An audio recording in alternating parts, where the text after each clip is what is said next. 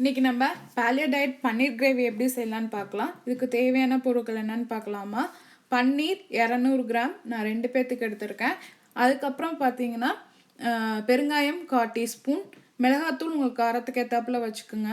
நான் வந்து 1 டீஸ்பூன் வச்சுருக்கேன்.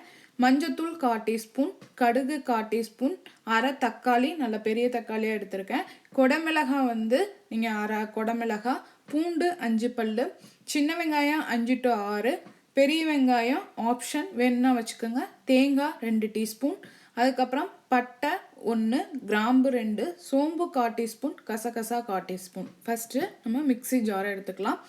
அதில் வெங்காயம், பூண்டு வச்சுருக்க, பட்டை, கிராம்பு, கசகசா, சோம்பு, தேங்காய், மஞ்சத்தூள், மிளகாத்தூள், தக்காளி அரிஞ்சு இதை போட்டுக்கலாம். நல்லா அரைச்சிக்கலாம். நல்லா கொஞ்சம் குறைன்னு இருக்கப்ப அரைச்சிக்கிட்டு ஃபஸ்ட்டு அடுப்பில் எண்ணெய் விட்டுட்டு அதில் நெய் விட்டு அதில் நம்ம இந்த பன்னீரை நல்லா ஃப்ரை பண்ணிக்கலாம்.